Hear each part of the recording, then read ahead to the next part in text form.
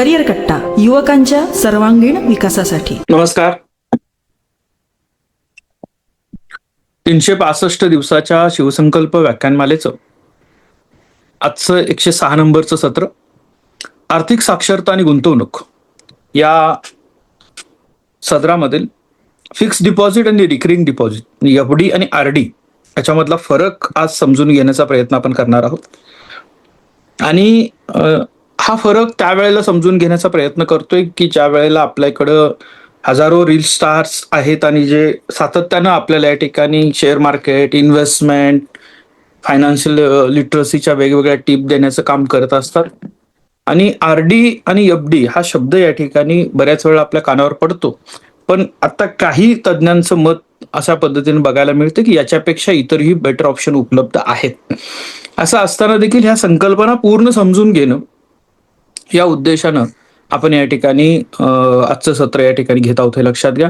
आजच्या सत्रामध्ये आपण एफडी आणि आरडी नेमकं काय आहे, दोन्ही मधला पूर्ण फरक काय आहे तो बघणार आहोत. त्यांचे प्रकार कोणते कोणते असतात, रेग्युलर कोणते, टॅक्स सर्व्हर कोणते आहे, सिनियर सिटीजनसाठी कुठले असतात हे बघणार आहोत. त्याचं व्याज कसं ठरतं, कंपाऊंड कुठं मिळतं, सिंपल इंटरेस्ट कुठं मिळतो, त्याच्यामध्ये टॅक्स कसा लागतो, लक्षात कधी एफडी निवडायची आहे, कधी आरडी निवडायची आहे, या पद्धतीच्या या ठिकाणी आपण काही बाबी बघणार आहोत. आणि यालाच या ठिकाणी मग आरडी, एफडी, म्युच्युअल फंड्स आणि पीपीएफ याची तुलना देखील आपण या ठिकाणी करणार आहोत. आणि सरतेशेवटी जसा वेळ असेल त्या पद्धतीने ह्या ओपन करण्याच्या पद्धती ज्या आहेत त्या देखील आपण बघणार आहोत लक्षात. आता ही एक उदाहरणामध्ये समजून घ्यायचं तर 1990 सालचं रत्नागिरीतलं एक एक्झाम्पल बघता येईल आपल्याला की एक शिक्षक निवृत्त झाले 1990 साली आणि त्यांना 3-1 लाख रुपये ग्रॅच्युइटीच्या माध्यमातून मिळाले. त्याची त्यांनी एफडी करून बँकेत ठेवली, लग्नाला मुलाच्या उपयोगाला पडेल म्हणून. आणि साधारणतः या ठिकाणी 12% त्यावेळेचं व्याजदर होतं. 2010 मध्ये त्यांना 29 लाख रुपये मिळाले, मी साधारणतः 9 पटीनं त्याला ती रक्कम मिळाली. त्याच वेळेला पॅरलली दुसऱ्या एका व्यक्तीने या ठिकाणी 3 लाख रुपये कपाटात ठेवले होते, जे 2010 पर्यंत कपाटात राहिले.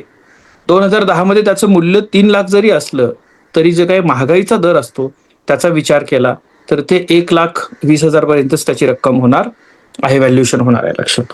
म्हणजे इथं आपण बघतो की घरात ठेवण्यापेक्षा एफडी मध्ये ठेवली होती, त्यामुळे ते या ठिकाणी ग्रोथ झाली. आणि इथं या ठिकाणी फक्त घरात ठेवल्यामुळे आपली 33% पर्यंत त्यांचं या ठिकाणी काय झालं, व्हॅल्यू कमी झालेली होती. 2000 म्हणजे भारतातली आकडेवारी बघा, बँक डिपॉझिट जे आहे ते साधारणतः 220 लाख कोटी रुपयाचे डिपॉझिट आरबीआय मध्ये या ठिकाणी म्हणजे बँकेमध्ये आहेत वेगवेगळ्या ठिकाणी. त्यापैकी एफडी जे आहेत आपल्याकडे फिक्स डिपॉझिट 1,30,000 कोटी 130 लाख कोटी रुपयाच्या एफडी आहेत लक्षात घ्या. भारतीय कुटुंबाची बचत ही 55% एफडी आणि बँकमध्ये असते आणि 5% फक्त आपल्याला स्टॉक आणि मार्केटमध्ये बघायला मिळते लक्षात घ्या. पहिली गुंतवणूक 85% भारतीय जे आहेत ते एफडी आणि आरडीच्या माध्यमातून करतात. 25-26 मध्ये एफडीचा इंटरेस्ट रेट जो आहे तो साधारणतः 6% किंवा 5.8% पर्यंत खाली आलेला आहे. 1990 सालचं 12% असणारा दर आणि आता असणारा दर लक्षात घ्या. कम्पॅरेटिव्हली आरडीचा जो दर आहे तो साधारणतः 6 ते 7.5% पर्यंत आलेला आहे. सिनियर सिटीजन असेल तर 0.5% दर व्याजदर जो आहे तो आपल्याला जास्त मिळतो लक्षात. त्यामुळे आपण आजपासून थोडंसे समजून घेतलं आता की आरडी काय काम करते, एफडी काय काम करते आणि पहिल्या पगारापासूनच त्याची सुरुवात कशी करायची, या गोष्टी थोड्याशा समजून घेण्याचा प्रयत्न आपण करणार आहोत.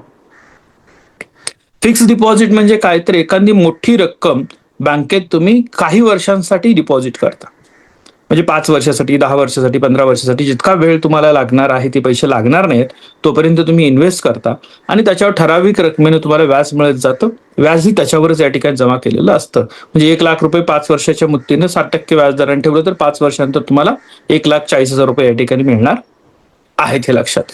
रिकरिंग डिपॉझिट म्हणजे काय की दर महिन्याला माझा 5 तारखेला पगार होणार आहे आणि 6 तारखेला मी माझ्या पगारातली 10% रक्कम, 20% रक्कम बँकेत भरणार आहे, त्याच्यावर व्याज मिळत राहतं लक्षात घ्या. आता तुम्ही जर 5,000 रुपये 5 वर्षासाठी दिले म्हणजे 60 महिन्यांमध्ये तुम्ही 3 लाख रुपयाची गुंतवणूक करता आणि 5 वर्षानंतर तुम्हाला जे मिळणारे आहेत 7% व्याजदरानं 3,58,000 रुपये मिळतात लक्षात घ्या. हे एक्झाम्पल आहेत, कॅल्क्युलेशन्स तुम्हाला सोपे आहेत, तुम्ही या ठिकाणी कॅल्क्युलेशन जे आहे ते स्वतःच्या पातळीवर करून बघू शकता. अगदी सोप्या भाषेत समजून घ्यायचं असेल तर एकदाच पैसे ठेवायचे लक्षात आणि ठराविक वेळेनंतर काढायचे, हा फिक्स डिपॉझिटचा भाग आहे. आणि दररोज थोडे थोडे पैसे टाकत जायचे आणि ठराविक वेळेनंतर काढायचा, हा आरडीचा भाग आहे, लक्षात याच्या. आणि मग याच्यामधले फरक जे आहेत ते फरक समजून घेताना लक्षात घ्या, आरडी आणि एफडी मधले. तर फिक्स डिपॉझिटची गुंतवणूक पद्धत जी आहे ती एक रकमी लमसम अमाऊंट तुम्हाला द्यावी लागते. आरडी मध्ये तुम्हाला दरमहा मंथली थोडे थोडे या ठिकाणी इन्स्टॉलमेंट भरावे लागतात. किमान रक्कम 1,000 पासून 10,000 पर्यंत आरडी फिक्स डिपॉझिटच्या बाबतीमध्ये असते. आरडी तुम्ही 100 रुपये पासून देखील करू शकता. कमाल मर्यादा दोन्हीमध्ये फिक्स डिपॉझिटला नाही आणि रिकरिंग मध्ये बघितलं तर साधारणतः 15 लाख रुपये महिन्यापर्यंत रिकरिंग डिपॉझिट या ठिकाणी लोक करतायत, हे लक्षात घ्या. कालावधी 7 दिवसापासून 10 वर्षापर्यंत एफडीच्या मध्ये बघायला मिळतो आणि रिकरिंग डिपॉझिट 6 महिन्यांपासून 10 वर्षापर्यंत बघायला मिळतं. व्याज दरामध्ये जर बघितलं तर 6.5% ते 8% पर्यंत 2026 मधलं व्याज आहे एफडीच्या बाबतीतलं. आणि आरडी या ठिकाणी 6 ते 7.5% पर्यंत या ठिकाणी व्याजदर आपल्याला या ठिकाणी मिळत असतं, लक्षात घ्या. तुमची व्याज जे आहे कॅल्क्युलेट कधी होतं की एफडीवर क्वार्टरली व्याज कॅल्क्युलेट होत असतं, लक्षात घ्या. आणि आरडीवर देखील क्वार्टरली कॅल्क्युलेट होत असतं. रक्कम जी मिळते, रिटर्न जे मिळतात, लक्षात घ्या, जास्त मिळतात एफडीवर, कारण सुरुवातीपासून पूर्ण रकमेवर या ठिकाणी मिळत असतात. पण आरडी मध्ये मात्र या ठिकाणी जसं जसं पैसा वाढत जातो तसं त्याच्यावर मिळतात, त्यामुळे थोडीशी या ठिकाणी व्याजदर कमी, थोडेसे रिटर्न्स कमी दिसतात आपल्याला, लक्षात. लिक्विडिटीचं काय प्रकार आहे म्हणजे प्रीमॅच्युअर विड्रॉल जर केलं तर काही ठिकाणी पेनल्टी लागते. म्हणजे 5 वर्षाला एफडी ठेवली आणि त्याच्या अगोदरच तुम्ही जर ती मोडत असाल तर त्याची पेनल्टी लागते, लक्षात. पण याच्यामध्ये आरडी मध्ये देखील सेम आहे, तिथेही पेनल्टी आपल्याला लागू शकते, हे लक्षात घ्या. ही कोणासाठी लमसम या ठिकाणी समजा तुम्हाला दिवाळी बोनस मिळाला, एखादी लॉटरी लागली, काहीतरी या ठिकाणी गिफ्ट मिळालं, काही सेल केले, पैसे आले अचानक, तर तुम्ही त्याचा याच्यात गुंतवणूक करू शकता. आणि पगारदार जे आहेत किंवा या ठिकाणी नोकरदार जे लोक आहेत त्यांच्यासाठी या ठिकाणी, विद्यार्थ्यांसाठी छोटी बचत म्हणून या ठिकाणी ही सोय असू शकते आरडीच्या बाबतीमध्ये, लक्षात घ्या. टॅक्स काय आहे तर 40,000च्या वर जर तुम्हाला फिक्स डिपॉझिटचं विड्रॉल असेल तर त्याच्यावर टीडीएस लागतो. दोन्हीकडे जो टीडीएस त्याच पद्धतीचा लागतो, हे लक्षात घ्या. म्हणजे थोडक्यात काय, एफडी फुल अमाऊंट एकदम भरा, एकाच वेळा विड्रॉल करा. आणि रेग्युलर या ठिकाणी आरडी जे आहे ते रेग्युलर या ठिकाणी रिकरिंग बेसिसवर डिपॉझिट करत चला आणि ज्या वेळेला लागेल त्यावेळेला तुम्ही विड्रॉल करू शकता. इंटरेस्ट कसा कॅल्क्युलेट होतो, इंटरेस्ट या ठिकाणी कॅल्क्युलेट होत असताना साध्या व्याज काय, मूळ रकमेवर या ठिकाणी तुम्हाला व्याज दिलं जात असतं, लक्षात घ्या. आणि कंपाऊंड म्हणजे काय, आपल्याला चक्रवाढ म्हणत असताना मूळ रकमेमध्ये व्याजाची रक्कम ऍड केली जाते आणि पुन्हा त्याच्यावर व्याज कॅल्क्युलेट केलं जातं. ही दोन्हीही संकल्पना तुम्हाला बऱ्यापैकी माहित असतील किंवा अजून या ठिकाणी डीपमध्ये तुम्ही त्याच्यावर सर्च करू शकता, रिसर्च करू शकता, लक्षात घ्या. म्हणजे 1,00,000 रुपयाची एफडी 60% दराने जर का तुम्ही 10 वर्षासाठी ठेवली तर 1,70,000 रुपये मिळणार आपल्याला आहे, की ज्यात तुम्हाला 70,000 रुपये व्याज मिळतं सिंपल इंटरेस्ट.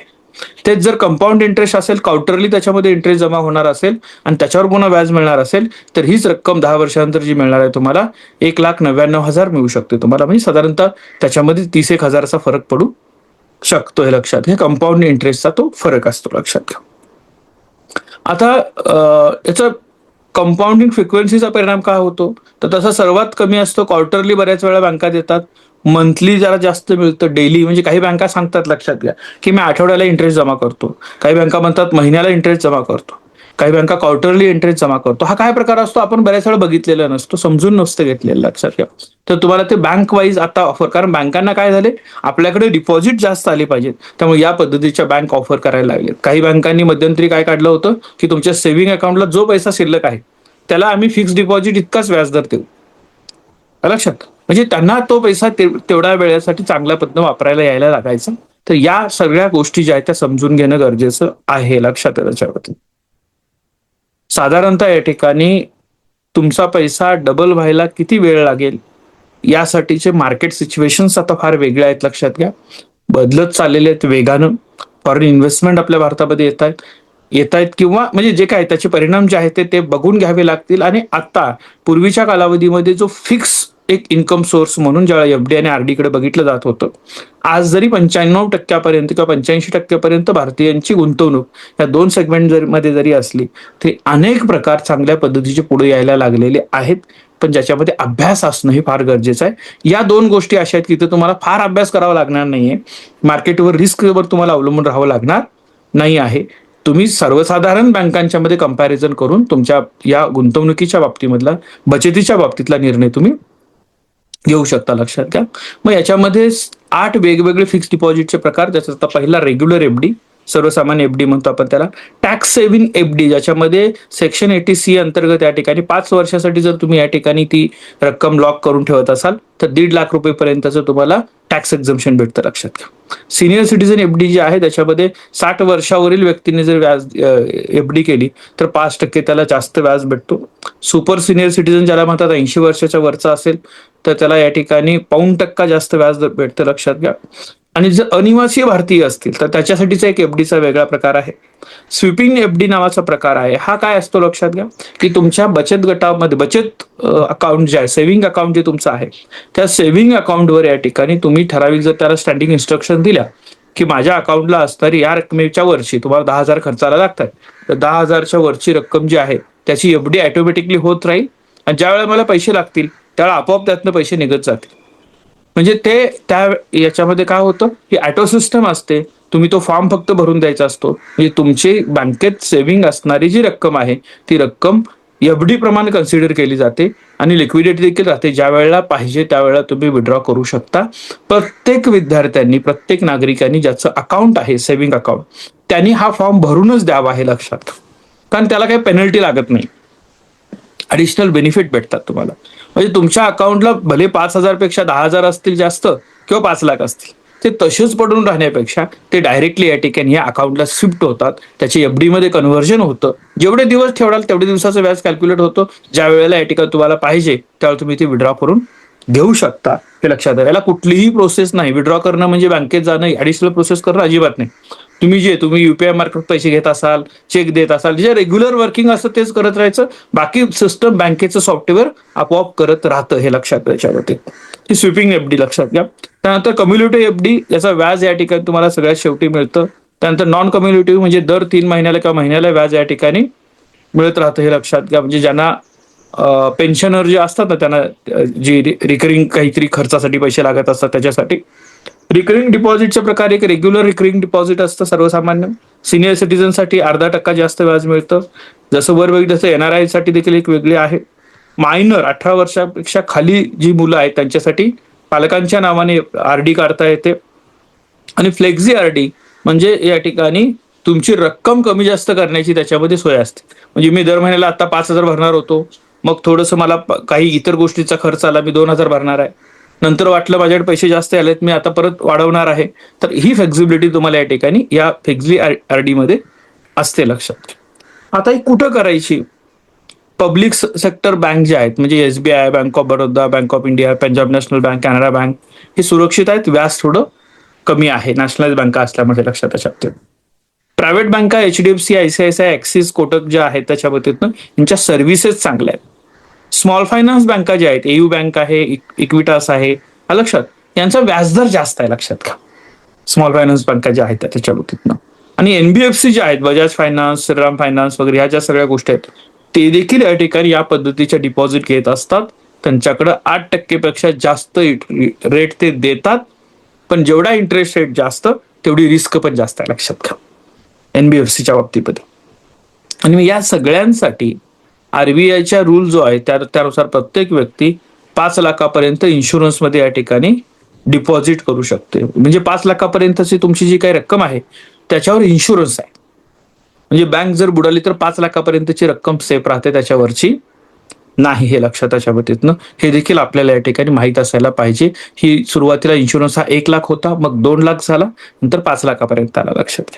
हे ज्या वेळेला मी सांगतोय म्हणजे काय, तुम्ही 10 लाख रुपये बँकेत ठेवले किंवा 10 लाखाचे 20 लाख झाले आणि बँक बुडाली तर तुम्हाला 10 लाखातले तुम्हाला किंवा 20 लाखातले फक्त 2 लाख रुपये मिळायचे अगोदर, कारण त्याचा इन्शुरन्स केलेला असायचा गव्हर्नमेंटकडून, त्याचा इन्शुरन्स. आता तो 5 लाखाचा इन्शुरन्स आहे. थोडंसं या ठिकाणी बचत करत असताना, अशा पद्धतीच्या मोठ्या डिपॉझिट ठेवत असताना बँकांची सिच्युएशन काय आहे, काय चाललेलं आहे, मार्केट कसं बदलतंय, कारण आता सोशल मीडियाच्या माध्यमातून हे लगेच आपल्याला रिपोर्ट यायला लागतात. म्हणजे HDFCच्या टॉप पोझिशनवर असणारी एखादी व्यक्ती सोडून जाते. ती म्हणते की बँकेमध्ये काही इथिकल प्रॅक्टिस होत नाहीये. त्याचा परिणाम डायरेक्ट कशावर होतो की बँकांमधनं टॉप पोझिशनची व्यक्ती ज्यावेळेला अशी निघून जाते त्यावेळेला कॉर्पोरेट इन्व्हेस्टर जे असतात ते फटदिशी बाहेर पडतात. आलं लक्षात? सर्वसामान्य लोकांना याचा इम्पॅक्ट समजायला वेळ लागतो. म्हणजे तो बदलला, मग तो बदल तर जाऊ दे, आमचा मॅनेजर तर तोच आहे ना, मॅनेजर कुठे बदललाय त्यामुळे ते सेफ, असं होत नाही, लक्षात घ्या. त्यामुळे या बाजारपेठेमध्ये होत असणाऱ्या बदलांकडे देखील आपलं लक्ष असणं गरजेचं आहे, लक्षात. टॅक्समध्ये आरडी ही पूर्ण, एफडी ही पूर्णपणे तुमचे टॅक्सेबल आहे. तुमचं इन्कम स्लॅब प्रमाण त्याच्यावर टॅक्स लागतो, हे लक्षात घ्या. टीडीएस बँकेत जर करता वार्षिक व्याज 40,000 पेक्षा जास्त जमा झालं, सिनियर सिटीजन असताना 50,000 पेक्षा जास्त झालं तर त्याच्यावर टीडीएस कट होत असतो, लक्षात घ्या. 10% टीडीएस कापला जातो आणि पॅन कार्ड जर नसेल तर ते 20% कापले जातात, हे लक्षात घ्या. तुम्ही फॉर्म 15G किंवा 15H भरून टीडीएस टाळता येतो जर तुमचं उत्पन्न टॅक्स लिमिटपेक्षा कमी असेल तर, हे लक्षात घ्या. टॅक्स सेव्हिंग एफडी जी असते एटीसी अंतर्गत या ठिकाणी 1.5 लाखापर्यंत टॅक्स एक्झम्पशन असतं, 5 वर्षाची एफडी असेल तर, लक्षात घ्या. म्हणजे फिक्स लॉकिंग पिरियड जर असेल तर तशा. ITR मध्ये हे सोर्स जे आहेत, अदर सोर्स मध्ये एफडी आणि आरडीची व्याज या ठिकाणी नोंदवलं जातं. फॉर्म 26AS मध्ये टीडीएस तुमचा या ठिकाणी दिसतो, कोणकोणत्या ठिकाणी टीडीएस कट झालेला आहे, तो तुम्ही रिटर्न्स मागू शकता, हे लक्षात त्याच्यामध्ये. आता आपण या ठिकाणी या सगळ्या गोष्टी बघत असताना हे तुमच्या सेशनमध्ये का घेतला असेल याचा विचार करा. म्हणजे मी पुन्हा सांगतो, तुम्ही आता कमवणारे नाही आहात, पण तुम्ही हे समजून घेणं गरजेचं आहे.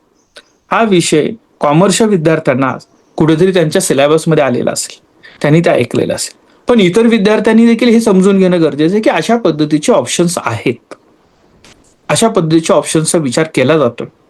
ज्या फॅमिलीमध्ये फायनान्शियल लिटरसी चांगल्या पद्धतीची आहे तिथे या गोष्टी ऑलरेडी माहीत असतात, लक्षात. पण इतर ठिकाणी देखील आपल्याला समजायला पाहिजेत, म्हणून हा विषय आपण या ठिकाणी चर्चेला घेतलाय. थोडासा बोर वाटत असेल, अरे काय चाललंय, काय लक्षात येत नाही, बँकिंग टर्म्स काय, पण ह्या प्रत्येकाच्या महत्वाच्या, गरजेच्या असणाऱ्या, सामान्य ज्ञानामध्ये भर टाकणाऱ्या आणि याचा लाईफस्टाईलमध्ये उपयोग होणाऱ्या गोष्टी आहेत, लक्षात. ही तुमची लाईफस्टाईल बनली पाहिजे. म्हणजे आपल्या चर्चेमध्ये हे विषय आले पाहिजेत. माझी फायनान्शियल सुरक्षितता जी काय, आर्थिक या ठिकाणी सिक्युरिटी ज्याला म्हणतो आपण, त्याच्यामध्ये त्याचा विचार व्हायला पाहिजे, हे लक्षात. त्याच्या बाबतीतनं त्याचा आपण या ठिकाणी चांगल्या पद्धतीची माहिती घेऊया. मित्रांनो, पहिल्यांदा मी सांगतोय, लक्षात घ्या की हे सगळं करत असताना आज काय झालेलं आहे की एकाच बँकेमध्ये मोठी रक्कम ठेवणं हे फार धोकादायक झालं. कारण या पद्धतीच्या मोठ्या रकमा जेव्हा डिपॉझिट केल्या जातात आणि एखादी बँक जर करता बँक बुडत असेल, लक्षात, तर कितीतरी मोठ्या प्रमाणामध्ये आपल्याला या ठिकाणी अडचणी येऊ शकतात. त्यामुळं आपण इतकं आता अवेअर असणं गरजेचं आहे, हे समजून घ्या पहिल्यांदा. कारण त्याचे परिणाम म्हणजे आपण बघितलं की एका कुठल्या तरी सोन्याचा व्यापार करणाऱ्या कंपनीवर या ठिकाणी कारवाई झाली आणि त्याचा परिणाम LIC वर झाला. का झाला असेल? कारण LICनं त्या कंपनीमध्ये साधारणतः 10% स्टेक घेतलेला होता. आता LIC मध्ये गुंतवणूक असणाऱ्या लोकांची गुंतवणूक धोक्यात आली का? तर 100% धोक्यात आली, लक्षात. असे परिणाम होऊ शकतात की ज्या वेळेला कॉर्पोरेट लेवलला होणारे, वरच्या लेवलला होणारे निर्णय सर्वसामान्यांच्या बाबतीमध्ये अडचणी देतात. सहकारी बँका ह्या एकेकाळी अत्यंत सुरक्षित मानल्या जायच्या. सहकारी बँका हे स्थानिक नेतृत्व चालवायच्या, नेतृत्वावर विश्वास असायचा, लोक विश्वासानं बँकिंग व्यवस्थेवर विश्वास ठेवायचे. पण कालांतरामध्ये मध्यंतरी जे काही घोटाळे झालेले आपण बघितलं, त्यामध्ये सहकारी बँकिंग क्षेत्रावर फार मोठं प्रश्नचिन्ह निर्माण झालेलं आहे. आणि मग तिथं कर्ज देत असताना आपल्या गटाच्या व्यक्तींना, सोयीच्या व्यक्तींना कर्ज देणं हे बघितलं जातं आणि डिपॉझिट घेत असताना या ठिकाणी सगळ्यांच्याकडे घेतल्या जातात. काही केसेस अशा बघायला मिळाल्या की एखादी बँक बुडणार आहे हे त्या आजूबाजूच्या लोकांना लगेच कळतं, ते त्यांचे डिपॉझिट सगळे विड्रॉ करून घेतात, हे लक्षात आहे त्याच्यामध्ये. आणि सर्वसामान्य जो त्या प्रक्रियेतच नाही, ज्याला ते माहीतच नाही, त्याचे पैसे अडकतात. असे प्रकार आपल्या आजूबाजूला घडलेले आहेत, मित्रांनो, हे लक्षात घ्या. म्हणून या ठिकाणी सगळं चुकीचं आहे का, याचा विचार करणं गरजेचं आहे. आज जे वेगवेगळे फायनान्शियल फ्रॉड आपण बघतो त्याचं कारण का, की आपल्याला कुठेतरी आलेल्या रील्स मधनं, कुठेतरी आलेल्या व्हिडिओ मधनं असं वाटायला लागतं की आरडी आणि एफडी हे फार जुने गुंतवणुकीचे प्रकार झालेले आहेत, त्याच्यापेक्षा चांगले रिटर्न देणारे शेअर मार्केट आहे, SIP आहे, बाकीच्या सगळ्या गोष्टी आहेत, तर मी कशाला त्याच्यामध्ये जाऊ, असे प्रश्न आपल्याला पडू शकतात. प्रश्न पडल्यानंतर त्याचं उत्तर शोधण्यासाठी पुन्हा रीलवर अवलंबून राहू नका, हे पहिल्यांदा लक्षात घ्या. तुम्हाला या ठिकाणी रिअलिस्टिक काही या ठिकाणी डेटा घ्यावा लागेल, त्याचं प्रॉपर विश्लेषण करावं लागेल आणि विचार करावा लागेल. मुळातच लक्षात घ्या की तुम्ही ज्या वयोगटामध्ये आहात त्या वयोगटामध्ये या पद्धतीची चर्चा तुमच्यामध्ये होणं, या पद्धतीचं डिस्कशन होऊन त्यातनं काहीतरी आउटकम निघणं हे फार महत्वाचं आहे. म्हणजे तुम्हाला आजचा टास्क काय माझ्याकडनं असेल तर तो टास्क हाच असेल की आरडी असेल, एफडी असेल, SIP असेल, ह्या सगळ्या गुंतवणुकीच्या मार्गांमध्ये आत्ता सुरक्षित काय आहे, आता योग्य काय आहे हे समजून घेणं गरजेचं आहे, हे लक्षात त्याच्या बाबतीतनं. आणि मग या सगळ्या टर्म्स ज्या वेळा तुम्हाला क्लिअर होतील त्यावेळेला आपल्या लक्षात येईल की पैसा कमवणं हे जितकं महत्वाचं आहे त्याच पद्धतीने तो योग्य पद्धतीनं गुंतवणं आणि पैशाला देखील आपल्यासाठी काम करायला लावणं, त्या भाग पाडणं हे महत्वाचं आहे. ऍक्टिव्ह इन्कम आणि पॅसिव्ह इन्कम हे जोपर्यंत ऍक्टिव्ह इन्कम नाही तोपर्यंत पॅसिव्ह इन्कम होऊ शकत नाही. लक्षात घ्या, आपल्या काही मुलांची स्वप्न असतात त्याच्यामध्ये मी फक्त डिपॉझिट इन्व्हेस्टच करत जाईल त्यातनं मला रिटर्न्स मिळेल, मी फार काही काम न करता पैसे मिळवणार आहे असं होत नाही. तुमचं ग्राउंड पक्क लागतं, उत्पन्नाचे तुमचे मार्ग असावे लागतात आणि त्या उत्पन्नाच्या मार्गाबरोबर तुमचे या ठिकाणी हे पॅसिव्ह इन्कम सुरू होऊ शकतात. लक्षात घ्या, कालांतरानं असं होऊ शकतं की ऍक्टिव्ह इन्कम पेक्षा पॅसिव्ह इन्कम तुमचे जास्त व्हायला लागलेले आहेत.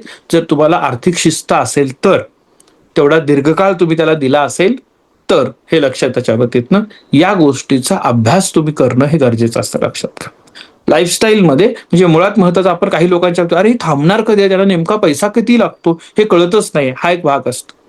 पण तुम्ही तुमच्या आयुष्याचं जर एक गणित मांडायची सुरुवात केलं फायनान्शियली, लक्षात घ्या, आम्ही आता 10वी पास झालेल्या मुलांच्या बरोबरचे प्रयोग केले. त्यांना विचारावं तुम्हाला आयुष्यामध्ये काय लागणार आहे, कोणती गाडी घ्यायची आहे, कोणता बंगला बांधायचा आहे, कुठं राहायचं आहे, सगळं त्याच्यामध्ये.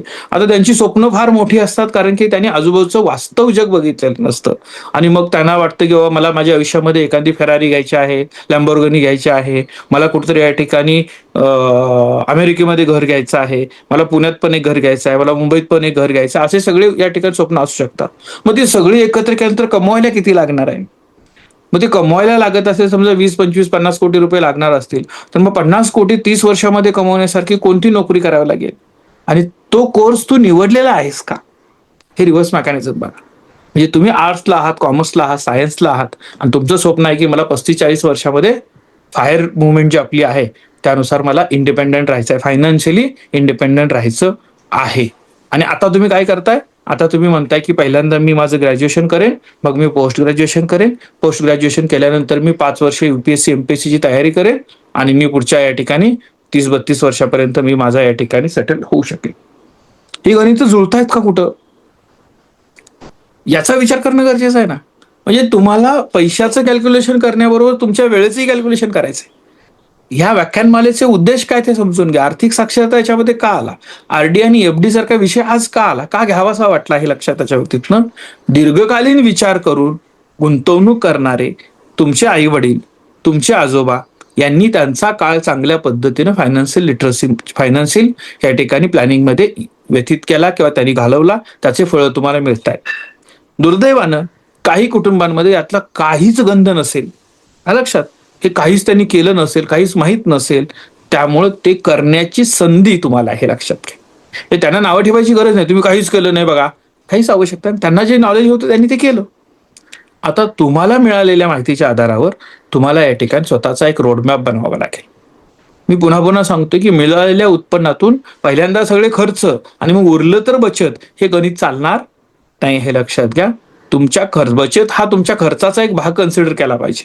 म्हणजे तुम्हाला 10 रुपये मिळतात तर त्यातले 2 रुपये माझा हा पहिल्यांदा बचतीचा बाजूला जाईल आणि मग मी माझे खर्च करेन, प्रोव्हायडेड, इथे एक वाक्य काय महत्वाचं आहे, एकाच वेळेला तुमचे लोनचे इन्स्टॉलमेंट चाललेत आणि तुम्ही RD मध्ये सेव्हिंग करताय, हे फार चुकीचं असेल, लक्षात घ्या. कारण RDचा व्याजदर कमी आहे, लोनचा व्याजदर जास्त आहे, त्यामुळे पहिल्यांदा लोन नील करणे आणि मग RD कडे लक्ष देणे हे शहाणपणाचं लक्षण आहे.